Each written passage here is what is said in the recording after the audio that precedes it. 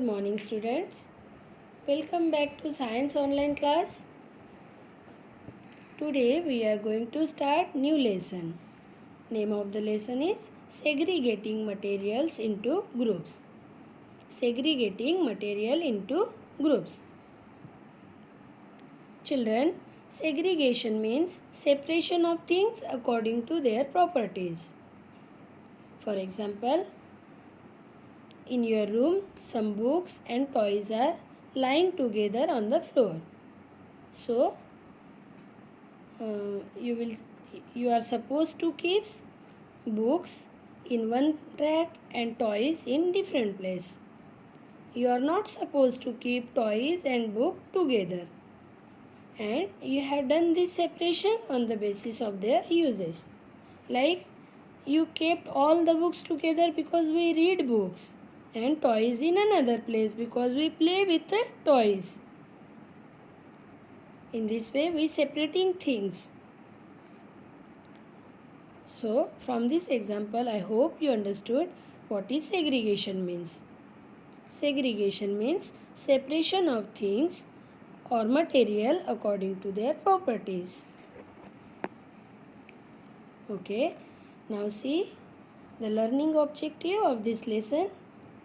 After studying this chapter, you will know about the various types of material around us, properties of material and uses of material. The objective of these lessons are the various types of material around us, properties of material and uses of different material. So, let's begin with the first topic, the various types of material around us. There are so many common everyday things that surrounds us.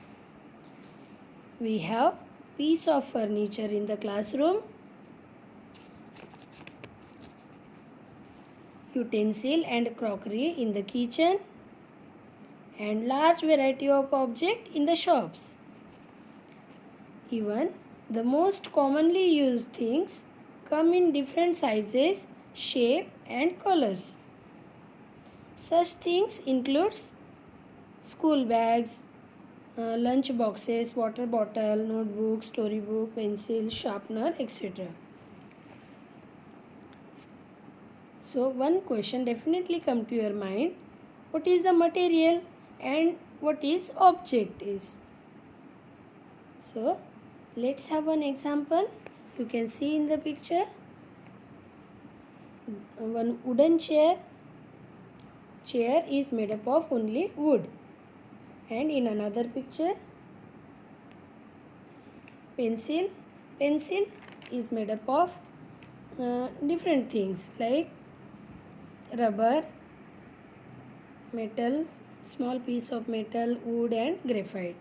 To make a chair we use single material wood, but for making pencil we use different material like rubber, wood, graphite, etc. So we call the chair or a pencil objects, and the things to make that object we uses like rubber, wood, metal, graphite are called materials.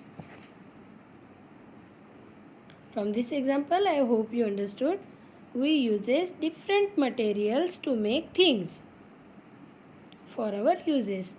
Can we use same material to make different kind of things? Yes, we can use.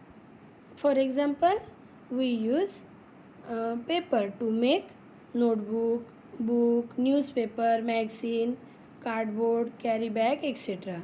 Means from single material we can make so many things.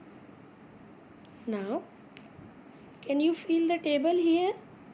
5 objects, each made up of material listed here. These 5 objects are wood, iron, plastic, leather and cotton. Okay, so first material is wood, and out of wood we can make things like wooden table, chair, furniture, etc. Children, Rest of the things you have to find out. Which made up of material wood. Second material is iron. From iron so many objects can be made, like steel chair, nails, stainless steel utensil which made from iron, window frame of our houses. All these things are made from material iron. There are so many things made from plastic material, like pen, lunch box, your water bottle, toys, etc. From leather, bag, belt, jackets, purse, etc. we can make. And material cotton used to make clothes like jeans, shirts, bed sheets, towel, paper, rope, twins, etc. So, children, you can do this activity at home. Fill the table with the name of the object made out of the material like wood, iron, plastic, leather and cotton. So, from one material, so many objects can be prepared. Similar to that, to make same object, we can use different kinds of material.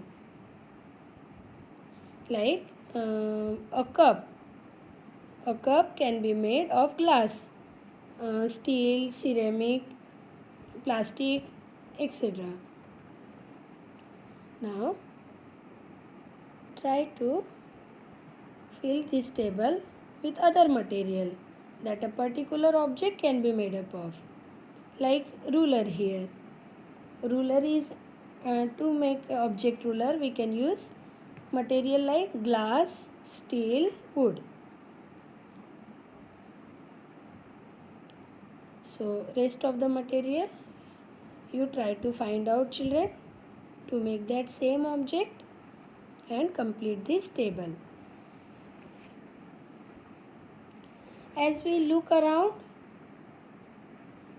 we come to realize that number of everyday items used by us are made up of more than one material. So, question come to your mind that what is matter? Okay, anything that occupies space and have mass, it is called matter. We know all the materials occupy space and have mass. So, we say that all materials are made up of matter. And this includes our everyday things that present in universe, like plants and animal around us, the water we drink, the air we breathe, the food we eat and the clothes we wear. All these things are present in our universe are matter because they occupy space and have definite mass. But is there anything that is not matter?